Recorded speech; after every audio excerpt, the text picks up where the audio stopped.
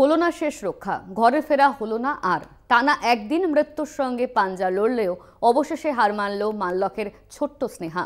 বাবা মাকে একা করেই পাড়ি দিল না ফেরার দেশে। অন্যদিকে দুমড়ে মুচড়ে যাওয়া কামরা থেকেও কোনো রকমে বেঁচে ফিরলেন বিএসএফ জওয়ান। শোনালেন ভয়ঙ্কর অভিজ্ঞতার কথা। একটা দুর্ঘটনা আর অনেক প্রশ্ন। রেল কর্তৃপক্ষ মুখে কুলু পাঁচলেও স্বজনহারাদের কান্নার আওয়াজ এখনো কানে বাজছে। কেউ বাড়ি ফিরছিলেন, কেউ বা কর্মসূত্রে পাড়ি দিয়েছিলেন কলকাতার উদ্দেশ্যে। মাঝপথে দুর্ঘটনায় প্রাণ কাড়ল 11 জনের। ঘরে ফেরা হলো না কারোর।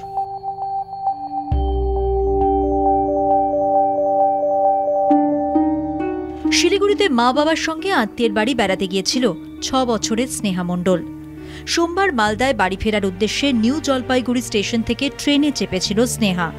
সঙ্গে ছিলেন বাবা মাও। স্টেশন ছেড়ে কিছুটা যাওয়ার পরই হঠাৎ ঝটকা। মালগাড়ির ধাক্কায় ছিটকে পড়ল 2টি কামরা। শূন্যে ঝুলতে থাকলো একটি পার্সেল ভ্যান। ভয়ঙ্কর দুর্ঘটনা বদলে দেয় 3টি জীবন। দুর্ঘটনায় গুরুতর আহত হয় স্নেহা এবং তার মা বাবা। তাদের উদ্ধার করে চিকিৎসার জন্য পাঠানো হয় উত্তরবঙ্গ মেডিকেল কলেজ ও হাসপাতালে। ভর্তি করা হয় আলাদা আলাদা ওয়ার্ডে। টানা 24 ঘন্টা মৃত্যুর সঙ্গে পাঞ্জা লড়লেও দুর্ঘটনার অভিঘাত সহ্য করতে পারেনি ছোট্ট স্নেহা। মঙ্গলবার সকালেই হার মানে সে। হাসপাতালেই মৃত্যুর কোলে ঢলে পড়ে স্নেহা। মা ছবি মণ্ডল এবং বাবা মহিলাল মণ্ডল এখনো হাসপাতালে চিকিৎসাধীন। ওগুলোতে কথা বলার চান্সই পাই না আমরা।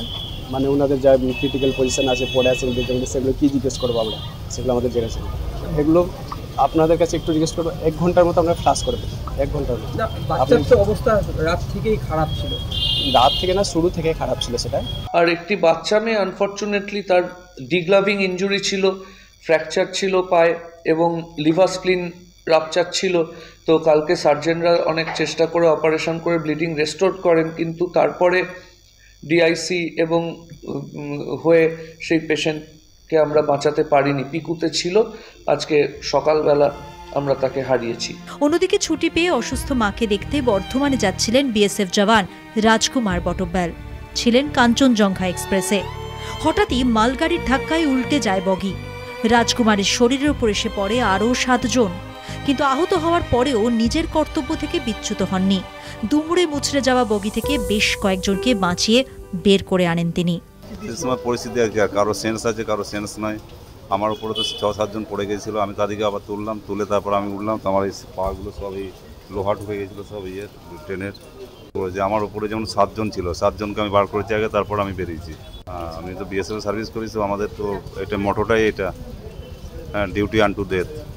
তো সেই হিসাবে আমি। কাঞ্চনজঙ্ঘা দুর্ঘটনার স্বপ্ন ভেঙেছে অনেকের, হারিয়েছে প্রিয়জন।